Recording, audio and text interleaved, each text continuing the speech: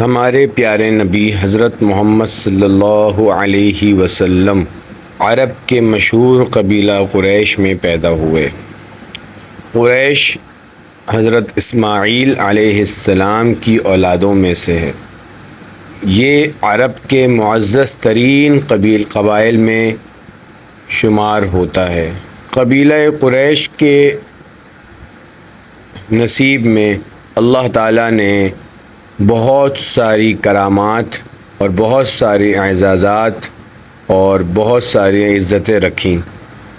جس میں دنیا بھر سے بیت اللہ شریف کے حج کو آنے والے مہمانوں کو پانی پلانا، ان کی مہمان نوازی کرنا، سخاوت کرنا، بہادری اور وعدے کی پاسداری اور عزائم کی پختگی سے نوازا۔ قبیلہ قریش کے اولادوں میں ہاشم کے ذمے پانی پلانا اور حاجیوں کو کھانا کھلانا، ان کی مہمان نوازی کرنا آیا، جبکہ دوسرے اولادوں کے ذمے وہاں کی سرداری اور دیگر اعزازات آئے۔ ہاشم کی اولادوں میں عبد المطلب نے اپنے والد محترم کی ذمہ داری نبھائی، اور ہاشم کے بعد عبد المطلب اس اعزاز کو لے کر چلے۔ ایک مرتبہ عبد المطلب نے خواب میں دیکھا کہ بیت اللہ کے قریب ایک کنویں کی کھدائی کر رہے ہیں، جس سے انہوں نے اس بات کو یقینی سمجھا کہ یہ اللہ کی طرف سے حکم ہے، کیونکہ ان کے ذمے حاجیوں کو پانی پلانا اور ان کی مہمان نوازی کرنا طے پایا تھا۔ چنانچہ انہوں نے اس حکم کی تعمیل میں کنویں کی کھدائی شروع کی۔ جب قریش کے دوسرے سرداروں نے اور قبیلے والوں نے یہ دیکھا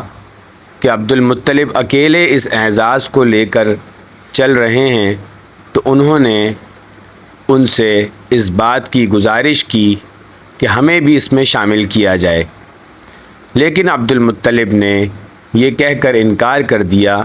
کہ اس اعزاز کے ساتھ مجھے مخصوص رکھا گیا ہے اور میں ہی اس کی کھدائی اکیلے کروں گا، جس پر ان کے اور مابین قریش کے دیگر سرداروں کے کچھ تلخ کلامی ہوئی، بحث و مباحثہ ہوا، جس پر یہ طے پایا کہ بنو سعد میں ایک کاہنہ، ایک عرافہ عورت ہیں جو کہ علوم میں ماہر سمجھی جاتی تھیں، ان کے پاس جا کر اس مسئلے کا حل تلاش کیا جائے۔ جب وہ لوگ رستے میں تھے تو ان کو کچھ علامات اللہ کی طرف سے ایسی دکھائی گئیں جس سے انہوں نے اس بات کو سمجھ لیا کہ یہ اعزاز عبد المطلب کے ہی حصے میں آیا ہے، اس لیے انہوں نے ان کا راستہ چھوڑ دیا اور عبد المطلب نے اکیلے کنویں کی کھدائی کی۔ زمزم کے کنویں کی کھدائی کے دوران وہ تمام چیزیں برآمد ہوئیں جو ان سے ہزاروں سال قبل بنو جرہم قبیلے نے کنویں کو بند کرتے وقت اس کے اندر دفنائی تھیں۔ ان چیزوں میں تلواریں، زرہیں، سونے کے ہرن یعنی کہ برتن وغیرہ شامل تھے۔ جب انہوں نے وہ ساری چیزیں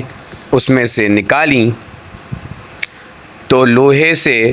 یعنی تلواروں سے اور زرہوں سے انہوں نے خانہ کعبہ کا دروازہ بنایا، جبکہ اس سے برآمد ہونے والے سونے کے برتنوں سے اور سونے سے انہوں نے دروازے کی مرصع کاری فرمائی اور اس سونے کو دروازے میں ہی فٹ کر دیا۔ یہی وہ وقت تھا جب عبد المطلب نے یہ نظر مانی تھی کہ یا اللہ، اگر تو نے مجھے 10 اولادیں دیں اور وہ 10 اولادیں اس عمر تک پہنچ گئیں کہ وہ میری حفاظت کر سکیں، یعنی کہ وہ جوان ہو گئیں،